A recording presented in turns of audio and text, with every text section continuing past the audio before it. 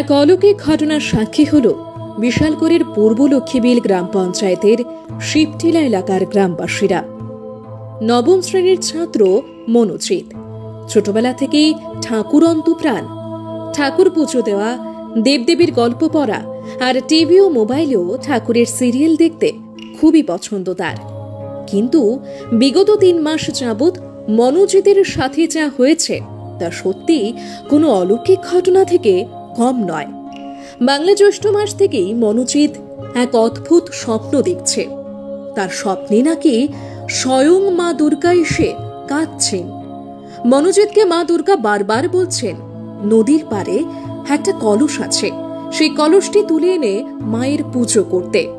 এই স্বপ্নের কথা মনোজিৎ তার মায়ের কাছে বললে তার মা তাকে বেশি ঠাকুর ঠাকুর করতে বারণ করেন, পড়াশোনায় মনোনিবেশ করার পরামর্শ দেন। কিন্তু মনোজিতের মন জানি কেমন কেমন করত। গত রবিবার রাতে সে স্বপ্ন আবারও দেখে মনোজিৎ।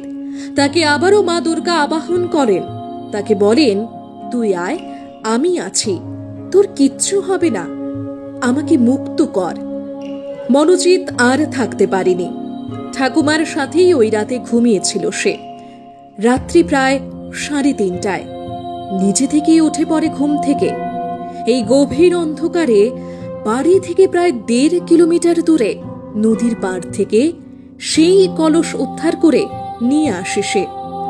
বাড়ির পাশে প্রায় 100 বছর পুরনো শিবটিলা কালী মন্দিরে। সেই মন্দিরে কলসটি রেখে মাকে ঘুম থেকে তোলে মনোজিৎ। তারপরের কি ঘটনা শুনুন মনোজিৎ ও তার মায়ের মুখে। আমার জ্যৈষ্ঠ মাসের থেকে এরকম স্বপ্ন দেখাইতেছে। আমি তো তখন দেখছি না কে এটা কইতেছে, কিন্তু সুরটা শুনতেছি ঠিকই।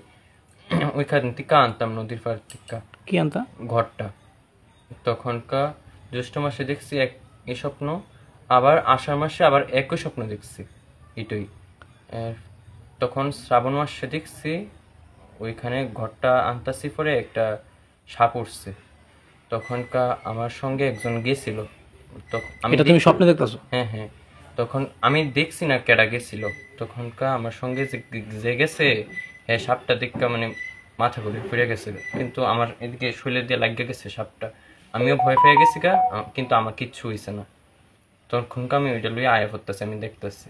তখনকার শ্রাবণ মাস গেছে, আবার ভাদ্র মাসে আবার যখন মারে দেখছি পুরা না মানে এরকম বয়ে রয়েছে, শাড়িটা এরকম আর এমনি ঘুমটা দিয়ে বয়ে রয়েছে, শুধু এই জায়গাটা দেখছি। আর কানতাছে গিয়ে আনতাম এটা নদীর ওই প্রত্যেকটা। তখনকার দেখলাম মার কাছে সব কইছি। তখন মা তোমার অনেক বাধা টাধা দিছে। কোন মায়ের মূর্তি দেখছো তুমি? চেহারাটা কোন মায়ের দেখছো? চেহারা এটা তো দেখছি শুধু মানুষের মতো বয়ে রয়েছে, ঘুমটা দিয়ে কানতাছে আনতাম। তো এমনি নাম কইছে, দুর্গা পূজা করতাম। তারপরে দিয়া ভাদ্র মাস এলো, মার কাছে কইছি তোমার মার কাছে কইছো? মার কাছে কইছি পরে মা বাধা টাধা দিছে, কত কিছু হইতে পারে, ভূত ফেরে।